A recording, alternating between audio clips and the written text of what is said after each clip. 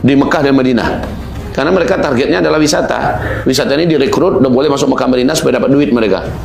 Semua jenis dosa mereka buat untuk menggantikan minyak masa depan. Jadi minyak bukan lagi andalan utama, tapi pariwisata. Mereka keluarga mereka sendiri ini nggak ada daurah atau gimana? Nggak ada apa? Nggak ada daurahnya. Sekarang Mas Ari, mereka ini Arab Saudi itu kan dari keluarga Yahudi. Mas Ari tahu kan? Saud ini, Alu Saud ini adalah keluarga Yahudi. Silsilah mereka kepada keluarga pedagang Yahudi dari Irak. Mereka datang dengan cara atas nama pedagang semacamnya, lalu penguasa kabilah yang ada mereka racuni, mereka bunuh, mereka dengan kejahatan mereka ya. Dan kemudian perempuan Hijaz mereka nikahi, lahirlah anak. Dari anak-anak ini mereka bangun dinasti namanya dinasti Alu Saud. Dan ini yang kerajaan Arab Saudi sekarang. Pengakuan ini langsung disampaikan oleh Raja Faisal waktu di Washington. Sehingga keluar di Washington Post. Ya, apa kata Raja Faisal? Jangan ganggu orang Yahudi yang tinggal di Arab. Kita bisa kok hidup bertetangga dengan mereka. Buktinya kami adalah orang Yahudi. Kami keturunan Yahudi. Jadi nggak heran kalau hari ini orang-orang Arab Saudi itu cuek dengan yang terjadi di Palestina sekarang. Ya, bahkan mereka nangkapin malah siapa yang bawa. Jadi nggak heran kita. Oh gitu, jadi paham kita. Jadi paham ya. Makanya dulu mungkin waktu Lawrence of Arabia itu memfitnah kenanya bangsa Saud karena mungkin ada korelasi kepentingan itu. Iya. Jadi sebenarnya kalau kita perhatikan hari ini yang menggenggam Saudi hari ini memang Yahudi. Coba aja lihat semua simbol kepolisian, simbol apa tuh, simbol Dajjal semua kan? Simbol Dajjal semua. Jadi kalau kita kait-kaitkan ini terlalu banyak yang mau kita bongkar tentang Arab Saudi, berhubung dengan akhir zamannya, ya terkait dengan akhir zamannya, semua simbol-simbol itu sudah mereka ciptakan sekarang. Bahkan persiapan datangnya Dajjal itu sudah mereka persiapkan betul di Mekah, di Madinah, di mana-mana. Maka ada logo-logo mata satu di. Jadi haus masa diminum ya. Ya. Wow, gila.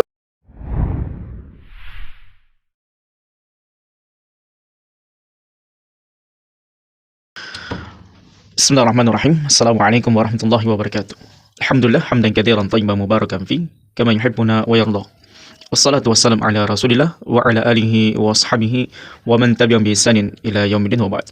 Ikhwatal iman rahimani wa rahimakumullah. Itulah penggalan video podcast yang diadakan oleh seorang artis dengan seorang dai yang telah kita kenal bersama dengan dai akhir zaman, Ustadz akhir zaman, yang banyak menyampaikan tentang peristiwa-peristiwa kejadian yang akan terjadi di akhir zaman. Dan imbas dari podcast ini zaman rahmatullah tidak terlepas dari kejadian peperangan yang terjadi di Palestina, begitu pula dengan Yaman sekarang ini. Maka betul-betul fitnah yang terjadi yang berkaitan dengan perang Yahudi dengan kaum muslimin di Palestina ini banyak merembes dan membuat orang-orang yang bodoh, orang-orang yang tidak memahami pendalaman Al-Quran dan Sunnah Nabi SAW lebih dalam lagi, mereka kemudian menyampaikan hal-hal yang di luar daripada kapasitas mereka. Kenapa zaman rahmatullah? Sebab dai-dai akhir zaman ini banyak melakukan cocok logi dalam peristiwa-peristiwa yang terjadi di tengah-tengah kaum muslimin. Seperti sebuah pendalilan yang dikaitkan dengan hal-hal yang sebenarnya para ulama tidak memiliki tafsiran seperti itu. Jadi mereka menafsirkan dalil-dalil hadis-hadis Nabi SAW yang berkaitan dengan fitnah akhir zaman, yang kemudian mereka membabak belur, menuduh, mencaci, memaki negeri Arab Saudi. Maka ada saja zaman rahmatullah pernyataan-pernyataan nyeleneh, pernyataan-pernyataan bodoh bin jahil dari orang-orang yang cocok logi, otaknya cocok logi, mencocok-cocokkan dalil dengan peristiwa untuk menghantam, mengkecilkan, merendahkan, menghinakan negeri Arab Saudi yang dimana padanya ada Mekah dan Madinah, dan begitu pula padanya ada para ulama-ulama kita Rabbani yang senantiasa mendakwakan tauhid dan sunnah Nabi SAW dan senantiasa menyampaikan amar ma'ruf nahi munkar. Maka ketahuilah zaman rahmatullah, pada kesempatan yang berbahagia ini antum jangan skip, jangan sepotong-sepotong mendengarkan apa yang kami akan sampaikan, tapi dengarkan secara tuntas supaya kita paham zaman rahmatullah syubhat yang disampaikan oleh Zulkifli ini yang terkenal dengan Ustadz akhir zaman, yang kemudian dengan cocok loginya, yang dengan pemahaman dangkalnya, yang kemudian dia tidak membaca tafsiran-tafsiran para ulama, membaca keterangan-keterangan para ulama berkaitan dengan dalil, yang kemudian dia bawa dalil ini dengan keadaan-keadaan kita sekarang ini, khususnya yang terjadi di Yaman. Maka sebelumnya zaman rahmatullah, ya, tidak dipungkiri lagi bahwasanya sebaik-baik kota, sebaik-baik negeri yang ada di dunia ini tentunya Mekah dan Madinah.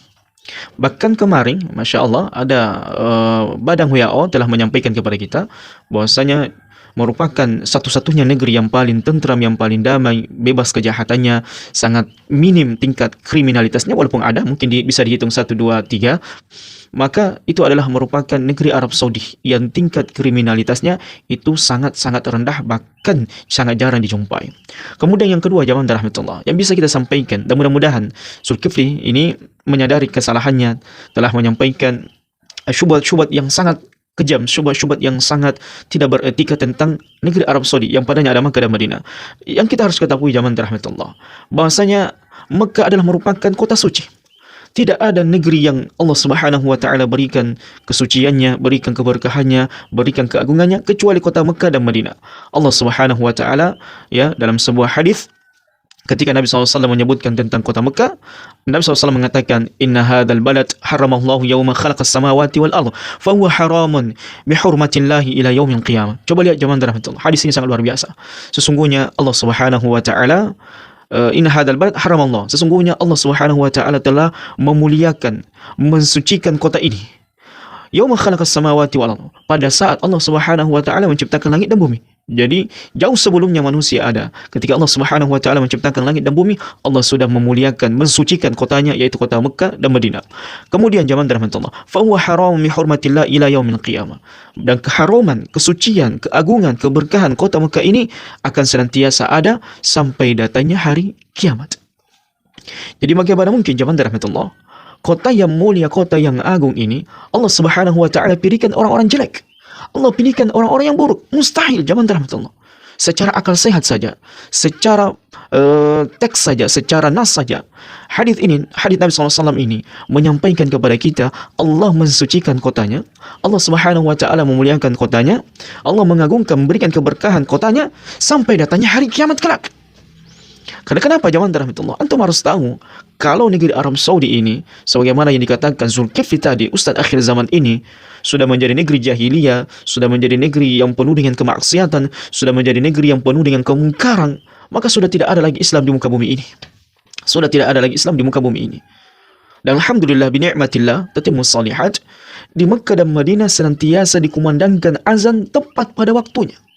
Tidak ada negeri kaum muslimin yang ketika suara azan berkumandang, manusia kemudian berbondong-bondong meninggalkan majelis-majelis mereka, tempat-tempat kerja mereka, tempat-tempat usaha mereka, transaksi jual beli mereka, dan kemudian mereka beranjak dan beralih mendatangi masjid-masjid Allah Subhanahu wa taala. Tidak ada polisi perdukunan yang ada di dunia ini kecuali ada di Arab Saudi. Tidak ada polisi syariat yang senantiasa mengingatkan manusia untuk sholat 5 waktu kecuali di Arab Saudi. Tidak ada tempat kaum muslimin ya yang dimana wanita-wanitanya berhijab ketika mereka keluar kecuali di Arab Saudi. Adapun kalau ada pergeseran maka tidak umum, 1, 2, 3 ataupun beberapa jumlahnya mereka saja, tapi tidak umum. Kita lihat di negara kita di Indonesia, kita lihat di Mesir, kita lihat di Turki yang notabene-nya merupakan negara yang pernah berdiri negara-negara daulah khilafah. Kita lihat di di belahan timur tengah yang lainnya di negeri-negeri Islam. Di Palestina misalnya, orang-orang kaum muslimin bagaimana mungkin dimenangkan Allah Subhanahu wa taala sementara mereka memotong jenggot, sementara wanita-wanitanya yang tidak menutup hijab dengan sempurna. Maka bagaimana mungkin zaman rahmatullah Subhanahu wa taala Allah memberikan kemenangan bagi orang yang meninggalkan syariat Allah Subhanahu wa taala. Jadi dalam hadis ini memberikan kepada kita pelajaran Allah Subhanahu wa taala memuliakan kotanya sampai datangnya hari kiamat. Jadi kalau ada orang yang mengatakan Arab Saudi ini kembali menjadi jahiliyah, sudah menjadi kota maksiat dan kota yang melakukan banyak kemungkaran dengan nyanyian-nyanyian, mendatangkan penyanyi dari barat. Kemudian ketika mereka melakukan hal tersebut sementara kaum muslimin Palestina di sana sementara diperangi, ketahuilah ente tidak tahu berapa sumbangan Arab Saudi terhadap kaum muslimin Palestina. Bagaimana negara Arab Saudi pernah terjun langsung ketika peperangan di Palestina. Bagaimana negeri Arab Saudi, Raja Salman, begitu pula Pangeran Raja Muhammad senantiasa menggencarkan bantuannya, senantiasa memberikan seperti pengaruh-pengaruhnya untuk menyelesaikan konflik yang ada di Palestina. Dan kita juga harus tahu konflik yang ada di Palestina ini siapa yang memulainya? Siapa yang memulainya? Ya, kemudian yang kedua, kepersenjataan kaum muslimin yang ada di Palestina ini terbatas. Sehingga dikhawatirkan zaman rahmatullah ketika Arab Saudi ini ikut langsung berperang, maka itu adalah merupakan bentuk di antara kehancuran yang sangat besar. Karena tidak mungkin kita membiarkan Arab Saudi berperang, begitu pula dengan saudara kita di Palestina. Dan bukan cuma Arab Saudi negeri Islam, ada Indonesia, ada Malaysia. Kenapa Arab Saudi terus dihantam? Kenapa Arab Saudi terus yang dijatuhkan? Masih banyak negara-negara kaum muslimin yang bertetangga dengannya, seperti Mesir, seperti misalnya Libya, Lebanon. Kenapa kemudian Arab Saudi terus yang dihantam dan disikat? Padahal masih banyak negara-negara kaum muslimin yang lainnya di sekitar Palestina. Inilah bahayanya antek-antek produk Syiah yang senantiasa ingin merusak citra Arab Saudi, atau antek-antek pemikiran Khawarij yang tidak menyenangi negeri yang di sana terbentuk dakwah tauhid dan dakwah sunnah Nabi SAW. Jadi hati-hati dengan lisan-lisan kita yang senantiasa menyudutkan, merendahkan kota yang Allah Subhanahu wa taala muliakan. Hati-hati. Dan ini juga menjadi pelajaran buat kita semuanya. Bukan berarti orang-orang yang senantiasa merendahkan negeri orang lain, menjatuhkan negeri orang lain, kemudian menghinanya, memberikan syubhat-syubhat yang tajam kepada negeri Islam tersebut, kemudian kita tidak katakan Khawarij, dia adalah berpikiran Khawarij. Karena bagaimana mungkin zaman rahmatullah, negeri yang penuh berkah ini, negeri yang penuh dengan kemakmuran, keagungan ini, Allah Subhanahu wa taala memuliakannya, menghormatinya, kemudian kita hinakan, kemudian kita rendahkan sampai datangnya hari kiamat. Ini antum harus ketahui, ya. Kemudian Arab Saudi sangat besar. Kemudian Allah Subhanahu wa taala berfirman tentang Mekah, "Innama umirtu an a'budu rabbi hadzal balad alladhi harrama Allah wa lahu kullu syai' wa umirtu an akuna minal muslimin." Aku hanya diperintahkan untuk menyembah Tuhan negeri ini, yaitu Mekah, yang telah menjadikannya suci dan kepunyaannya lah segala sesuatunya, dan aku diperintahkan supaya aku termasuk orang-orang yang berserah diri. Jadi yang mensucikan kota Mekah dan Madinah adalah Allah Subhanahu wa taala. Dan kita harus ketahui zaman rahmatullah, kota haram itu cuma dua, yaitu Mekah dan Madinah. Ada orang yang mengatakan termasuk kota haram Palestina, maka itu tidak perkataan atau pendapat yang sangat salah, keliru. Tapi kalau dikatakan salah satu negeri berkah Palestina, na'am, iya. Tetapi kalau dikatakan negeri haram Palestina, maka tidak ada pendalilan Quran dan Sunnah Nabi SAW yang menyebutkan hal tersebut. Jadi kota suci, kota haram, kota yang memiliki keagungan yang sangat besar, kota Mekah dan Madinah, yang kemudian Allah memuliakan keberkahannya juga ke kota Palestina.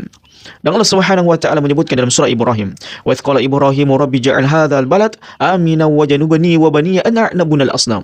Dan ingatlah ketika Ibrahim berkata, "Ya Rabbku, jadikanlah negeri ini Mekah negeri yang aman, dan jauhkanlah aku beserta anak cucuku daripada menyembah berhala-berhala." Alhamdulillah, hanya di Arab Saudi zaman rahmatullah, ketika seseorang ingin melakukan ritual-ritual kesyirikan, misalnya kalau kita berada di Madinah, sebagian kaum muslimin menghadap ke kuburan Nabi SAW kemudian berdoa, kemudian datanglah polisi-polisi Saudi Arabia yang berpakaian ustadz atau syekh atau petugas-petugas jamaah haji dan umrah, kemudian menasihati mereka, kemudian mengingatkan mereka bahwasanya makam Nabi SAW itu bukan tempat berdoa.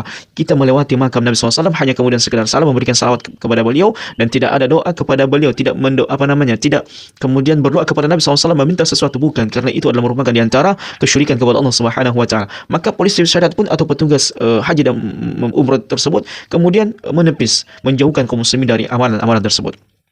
Kemudian zaman rahmatullah, yang kedua, kota Mekah merupakan tempat yang paling dicintai oleh Nabi SAW. Jadi bagaimana mungkin seorang muslim yang mengatakan saya cinta Nabi SAW, yang bagaimana mungkin seorang muslim yang mengatakan saya ini mengikuti sunnah Nabi SAW, sementara dia membenci apa yang dicintai Nabi SAW. Perhatikan zaman rahmatullah, ini tercermin dari sabda Nabi SAW, "Wallah innaka la khairu ardillah wa ahabbu ardillah ilallah walaula anni ukhrijtu minka ma kharajtu." Nabi SAW ketika beliau meninggalkan kota Mekah, berada di posisi gunung yang tertinggi pada saat itu di jalur yang beliau lewati, maka beliau mengatakan, "Demi Allah, engkau adalah sebaik-baik bumi." Subhanallah, Maha Suci Allah dari lisan-lisan kotor, dari lisan-lisan yang sangat buruk, menjatuhkan kehormatan tanah suci. Bagaimana mungkin zaman rahmatullah orang yang mengucapkan asyhadu an la ilaha illallah wa anna muhammadar rasulullah merendahkan kota yang Allah muliakan, merendahkan negeri yang Nabi SAW mengatakan engkau adalah sebaik-baik bumi. Tidak pantas zaman rahmatullah. Dan bumi Allah yang paling dicintainya, tidak ada sejengkal tanah yang Allah mencintai tanah tersebut kecuali tanah Mekah. Nabi SAW kemudian mengatakan, seandainya aku tidak terusir darimu, aku tidak akan keluar meninggalkannya. Allahu Akbar. Ini adalah merupakan tamparan bagi kita semuanya. Siapapun yang merendahkan tanah suci Mekah dan Madinah, maka Allah pasti akan menghinakannya. Siapapun yang merendahkan kehormatan, menginjak kehormatan kota Mekah dan Madinah, maka pasti Allah akan menghinakannya. Allahu Akbar. Kemudian zaman rahmatullah, tidakkah kita mengetahui salat di kota Mekah terlebih di Masjidil Haram memiliki derajat nilai yang sangat tinggi? Nabi SAW mengatakan dari riwayat Ibnu Majah dan disahihkan oleh Syekh Albani rahimahullah, salatu fil Masjidil Haram afdalu min 100,000 salatin fima siwa. Satu solat di Masjidil Haram lebih utama dibandingkan 100,000 solat di tempat yang lainnya. Mana ada tempat zaman rahmatullah memiliki keutamaan yang seperti ini? Tidak ada. Salat di dalamnya salat sunnah, zikir, membaca Quran, bersalawat di dalamnya di Mekah dan di tanah haramnya, ini memiliki keutamaan yang berlipat-berlipat ganda. Wallahu akbar. Jadi aneh bin ajaib kalau lisan Hasul Kifli ini sangat tajam terhadap kota Mekah dan Madinah. Begitu pula dengan penduduknya. Karena mereka bukan para malaikat. Mereka kalau melakukan maksiat dan dosa, yang kemudian kita menyapuratakan kota ini sudah begini, kota itu sudah begitu. Na'udzubillah. Apakah itu tidak bercermin di negara Indonesia? Tidak bercermin di kota-kota Timur Tengah yang lainnya, di Mesir, di Lebanon, di Suriah? Kenapa antum hanya menghantam kota Arab Saudi? Apakah di Mekah dan Madinah ini semuanya para malaikat? Tidak. Di sana mungkin ada yang melakukan maksiat dan dosa. Mungkin di sana juga tidak pernah menginjakkan kaki. Wallahu a'lam, hanya Allah yang tahu. Tapi umumnya negeri ini adalah merupakan negeri yang penuh dengan keberkahan. Itu yang antum harus ketahui. Individu seseorang itu kita tidak bisa tahu. Bahkan orang yang sholat saja belum tentu kita memastikan orang ini masuk surga. Orang yang rajin beribadah belum tentu kita bisa menjamin masuk surga. Tidak bisa dijamin zaman rahmatullah. Ada orang kata Nabi SAW, ya, dia banyak melakukan amalan ketaatan, tetapi di akhir hidupnya dia melakukan amalan dosa dan dia pun masuk ke dalam neraka. Dia meninggal dalam keadaan su'ul khatimah padahal sebelumnya dia banyak melakukan amalan soleh. Begitu pula juga Nabi SAW menyampaikan ada orang yang Masya Allah di banyak hidupnya dia melakukan maksiat dan dosa dengan berbagai macam dosa dan maksiat, tetapi di akhir hidupnya dia bertobat istighfar kepada Allah, seperti kisah orang yang membunuh 100 jiwa. Di akhir hidupnya dia ingin bertobat, maka dia pun masuk ke dalam surga. Ya, tidak bisa dijamin zaman rahmatullah. Jangankan di kota Saudi Arabia, kita saja kita tidak bisa kemudian menjamin diri kita 100% ini meninggal di atas Islam, meninggal di atas keistiqomahan, meninggal kemudian berada di alam keridhaan Allah Subhanahu wa taala. Apa kita masih muslim sampai meninggal? Belum tentu. Belum tentu. Minta ya muqallibal qulub tsabbit qalbi ala dinik. Makanya Nabi SAW senantiasa mengajarkan kepada kita doa tentang doa peneguhan hati supaya kita bisa tetap berada di atas agama yang mulia ini. Karena tidak ada jaminan zaman rahmatullah kita bisa mati dalam keadaan Islam. Tidak ada jaminan. Sama dengan ente ya Zulkifli. Kemudian zaman rahmatullah, di antara keutamaan kota Mekah, ya, siapapun dilarang berbuat maksiat. Siapapun dilarang berbuat maksiat. Allah Subhanahu wa taala mengatakan innal ladzina kafaru wa yasudduna 'an sabilillah wal masjidil haram alladzi ja'alnahu lin-nas sawa'al 'akifu fihi wal bat wa ma yuridu fihi bil had bi dzulmin nuthiquhu min 'adzabin alim. Sesungguhnya orang-orang kafir yang menghalangi manusia dari jalan Allah dan Masjidil Haram yang telah kami jadikan untuk semua manusia, baik yang bermukim di situ maupun di padang pasir, dan siapa yang bermaksud di dalamnya melakukan kejahatan secara zalim, niscaya akan kami rasakan kepadanya sebagian siksa yang sangat pedih. Jadi bukan ente yang harus menghukumi manusia yang ada di tanah haram. Biarlah Allah Subhanahu wa taala menyebutkannya. Siapa yang melakukan kezaliman, kemaksiatan di kota Mekah, maka Allah yang akan menghukum mereka. Ya, terlepas daripada peristiwa-peristiwa yang mungkin kita dapatkan di video, itu tidak dilakukan di tanah haram, tetapi jauh di tanah haram. Dan kalaupun mereka melakukan maksiat, ingin merendahkan, Allah pasti menghukum mereka. Jadi bukan kita yang kemudian merendahkan, menghinakan negeri Arab Saudi, Mekah dan Madinah, merendahkannya, menghina para ulamanya, orang-orang yang beribadah kepada Allah Subhanahu wa taala. Apakah ada sebuah tempat yang keramaiannya itu 24 jam, mereka sementara tawaf di keliling Ka'bah, mereka sementara menangis, sementara berdoa, sementara berzikir, sementara membaca Quran, serentak di 24 jam itu? Tidak ada kota yang memiliki kemuliaan seperti itu kecuali Mekah dan Madinah.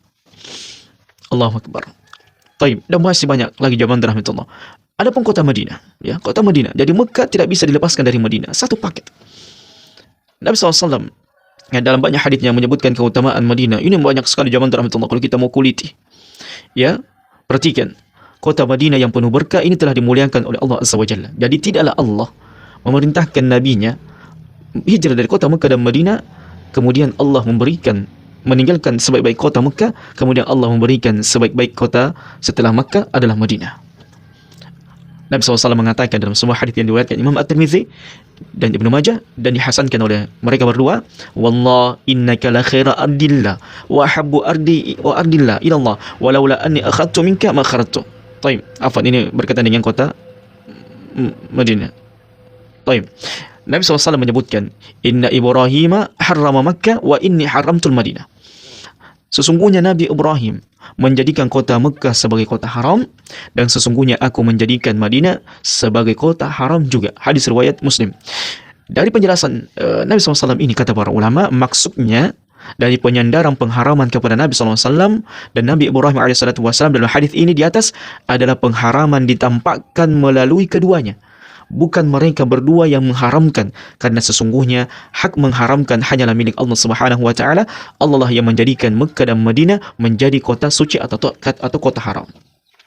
Jadi statement Nabi SAW ini adalah merupakan penegasan bahwasanya mereka berdualah. Kalau Nabi Ibrahim yang menampakkan keharaman kesucian tanah Mekah, maka Nabi SAW diberikan hak untuk menampakkan syiar tanah haramnya Madinah.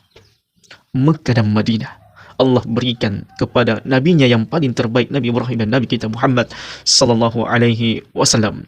Bahkan zaman rahmatullah, ketika seseorang ingin bepergian jauh, mengeluarkan harta mereka, meninggalkan keluarga mereka, mereka berletih-letih menjalani perjalanan itu untuk sekedar beribadah kepada Allah, ini dilarang oleh Nabi SAW kecuali 3 masjid saja. Nabi SAW mengatakan, la tashuddu rihal illa ila 3 masajid, Masjidil Haram wa Masjidil Hadza wa Masjidil Aqsa. Tidak boleh melakukan safar menuju tempat yang dianggap berkah kecuali safar menuju 3 masjid saja, yaitu Masjidil Haram, masjidku ini yaitu Masjid Nabawi, dan Masjidil Aqsa. Kemudian yang dimaksud dengan daerah haram di kota Mekah dan Madinah adalah wilayah yang mencakup semua area yang berada dalam batas-batas kota Mekah dan Madinah. Maka itu adalah semuanya tanah haram. Kemudian zaman rahmatullah, Nabi SAW juga menegaskan, Al-Madinatu haramu ma baina airin ila thawrin. Kota Madinah merupakan kota haram, yaitu wilayah antara wilayah air dan wilayah thawr. Sampai Nabi SAW menjelaskan keharaman kota Madinah tersebut. Dan diantaranya zaman rahmatullah, kota Madinah adalah kota thayyibah, kota yang baik. Nabi SAW mengatakan, Inna Allah sammal Madinah thabatan. Sesungguhnya Allah Subhanahu wa taala menamai kota Madinah dengan kota thabah, atau asal kalimatnya dari kata thayyibah. Dan ini zaman rahmatullah menunjukkan pensucian Allah Subhanahu wa taala dengan kota Madinah. Dia kota baik. Yang namanya kota baik zaman rahmatullah, tidak mungkin di sana kota jahiliyah. Sebagaimana tuduhan si Zulkifli ini. Dia namanya kota baik itu tidak mungkin banyak kemungkaran dan maksiatnya. Kalau kita ingin bandingkan maksiat yang ada, misalnya taruhlah misalnya kalau antum mengatakan di sana ada festival musik, dicoba hitung berapa kali dilakukan dibandingkan dengan negeri Indonesia ini. Dihitung zaman dalam Allah. Kalau kita memang fair, ingin menyudutkan, merendahkan, coba kita hitung berapa kali maksiat festival-festival itu dilakukan di kota suci Mekah dan Madinah, atau di tempat-tempat yang lainnya yang ada di Arab Saudi, itu pun bukan di tanah haram, dibandingkan dengan yang terjadi di negeri kita. Masya Allah, subhanallah. Jangankan di tempat-tempat maksiat, kadang di masjid saja orang melakukan maksiat dan dosa, mencuri kotak amal, apalagi kemarin ada viral video bagaimana takmir masjid itu saling baku pukul, ya, baku hantam, baku caci maki dalam masjid. Apakah pernah terjadi di tanah haram atau di masjid-masjid yang ada di Arab Saudi itu orang-orang melakukan hal seperti ini? Tidak sekali lagi zaman rahmatullah. Kemudian yang ketiga, Nabi SAW menyebutkan bahwasanya keimanan itu akan kembali kepada kota Madinah. Ya, ini juga sebenarnya zaman rahmatullah menjadi pelajaran buat kita semuanya ketika nanti kota-kota yang lainnya ini di negeri-negeri kaum muslimin. Jadi salah kaprah Zulkifli kalau menyebutkan maksiat dan dosa itu hanya kisaran Arab Saudi saja. Ini umum. Ya, karena kaum muslimin itu berada di seluruh negeri. Dan harus dicamkan juga dari yang tentang bagaimana nantinya berubah negeri-negeri Eropa itu sebagian besarnya nanti menjadi muslim, dan nantinya kawasan muslim yang lainnya ini terjadi kemunafikan yang sangat besar, bukan hanya sekitar Arab Saudi. Ini penjelasan dan keliru yang terjadi di syubhat yang ada pada Zulkifli. Kemudian Nabi SAW mengatakan, Innal iman la ya'zira ilal Madinah kama ta'zirul hayyatu ila juhriha. Sesungguhnya iman ini akan kembali ke kota Madinah sebagaimana ular kembali ke lubang atau sarangnya. Jadi akan terjadi fitnah yang sangat besar. Bagaimana orang nanti berbondong-bondong meninggalkan syariat Allah Subhanahu wa taala, dan manusia akan berbondong-bondong meninggalkan sunnah Nabi SAW. Dan ini terjadi di negeri kaum muslimin.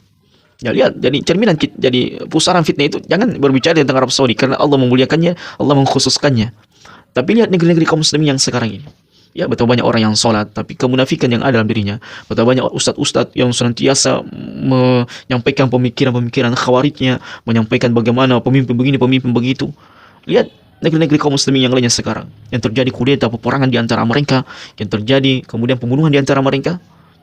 Jadi jangan hanya sebatas negara Arab Saudi, karena Allah akan memuliakannya sampai datangnya hari kiamat, dan Allah akan menjaganya sampai datangnya hari kiamat. Kemudian jamaah rahmatullah, di antara keistimewaan kota Madinah, karena kota Madinah ini akan memakan semua perkampungan. Di antara kota-kota Madinah lainnya adalah Nabi SAW mensifati sebagai sebuah kota yang akan melahap daerah-daerah lainnya. Dan betul, ketika Nabi SAW sudah berada di kota Madinah, terjadilah kemudian peperangan, yang dimana peperangan itu menghasilkan, bahkan setelah Nabi SAW meninggal dilanjutkan oleh para khalifah Abu Bakar, Umar, Utsman, dan Ali, itu banyak wilayah-wilayah yang kemudian jatuh ke tangan kaum muslimin dan menjadi negeri muslim yang lainnya. Nabi SAW mengatakan dalam hadisnya tersebut bahwasanya Madinah ini adalah kota yang akan memakan satu sama yang lainnya. Jadi Madinah ini jamaah rahmatullah adalah kota yang akan memakan semuanya. Sebagaimana terjemahnya, umirtu bi qaryatin ta'kulul qura yaquluna laha Yathrib wa hiya al-Madinah. Aku diperintahkan berhijrah ke daerah yang melahap daerah-daerah lainnya. Daerah ini adalah mereka yang sebut Yathrib, yaitu Madinah. Hadis riwayat Bukhari dan Muslim. Sehingga kesimpulan yang bisa kita sampaikan kepada Zulkifli ini untuk menjelaskan kerancuan pemikirannya, syubhat yang tajam sekali, syubhat yang sangat mengerikan jamaah rahmatullah dari lisan Zulkifli ini. Yang pertama adalah ini harus menjadi keyakinan kita. Allah memuliakan kota Mekah dan Madinah. Allah memuliakan kota Mekah dan Madinah. Allah memuliakan kota Mekah dan Madinah. Sebagaimana dalil-dalil yang kita sebutkan tadi, kemuliaannya, keagungannya, keberkahannya, kesuciannya Allah berikan kepada Mekah dan Madinah sampai datangnya hari kiamat kelak. Kemudian yang kedua, kalaupun mungkin terjadi hal-hal yang di luar daripada koridor-koridor syariat di Arab Saudi, maka itu tidak terjadi di tanah haram. Jauh mungkin di Riyadh atau di kota-kota yang lainnya yang bukan merupakan tanah haram. Maka di belahan dunia manapun kita bukan malaikat yang menghuni di tempat itu. Bahkan Allah Subhanahu wa taala ketika menyebutkan doa Ibrahim agar menjadikan negeri Arab Saudi sebagai negeri yang aman, maka Allah menyebutkan siapa yang beriman kepada Allah, kepada aku, maka aku akan berikan nikmat, dan ada pun yang kufur kepada aku, maka saya akan azab. Menunjukkan ya keimanan seseorang itu berbeda-beda, bertingkat-tingkat. Sebagaimana yang saya sebutkan tadi, kota Makkah dan Madinah bukan kotanya para malaikat, tapi dia adalah merupakan kotanya orang-orang soleh, tempatnya orang-orang yang ingin beribadah kepada Allah. Adapun orang yang melakukan maksiat dan dosa, maka dikembalikan kepada individunya masing-masing, dan Allah Subhanahu wa taala pasti akan mengazabnya. Ketiga, jamaah rahmatullah, Zulkifli Hasan ini kemudian mengatakan bahwasanya Alu Saud ini keturunan Yahudi. Tayyib, andaikan pun pernyataan dan perkataannya yang benar, apa salahnya? Karena kalau antum ingin melihat, ya para sahabat ridwanullah jami'an, orang-orang tua mereka dahulunya adalah orang-orang kufur.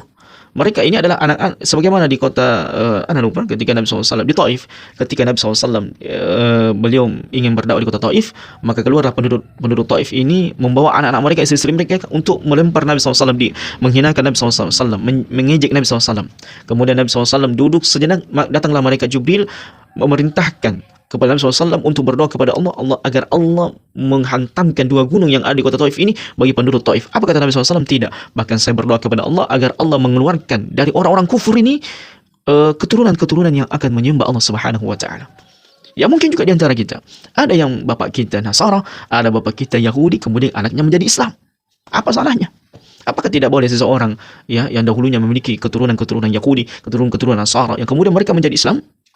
Apakah itu permasalahan yang besar? Sebagaimana mu'alaf mungkin bapaknya masih Cina, Kristen, mungkin ada yang Ortodoks, ada yang Protestan, ada yang Yahudi, kemudian anaknya Islam. Apakah harus diungkit agama nenek moyangnya si fulan padahal dia sudah Muslim? Bagaimana mungkin otak ente ini berpikiran yang sangat sempit seperti ini?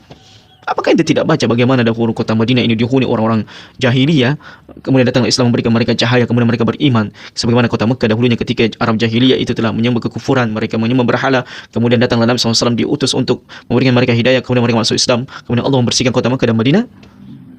Di mana otak logika sehat ente ketika mempermasalahkan permasalahan seperti ini? Taruhlah misalnya Alu Saud, keturunan-keturunan Saudi Arabia, raja-raja Saudi Arabia ini dari keturunan Yahudi.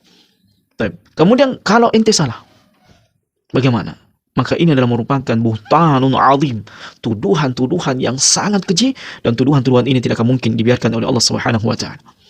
Dan apakah Allah ridho? orang-orang apa namanya, orang-orang munafik, orang-orang yang memiliki penyimpangan, yang mengenal tanah Arab, hati-hati zaman rahmatullah.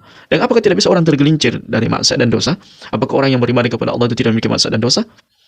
Jangankan Raja Salman, Pangeran Muhammad, jangankan mereka. Ya, di antara para sahabat juga masih ada yang tergelincir. Kemudian diingatkan oleh Nabi SAW.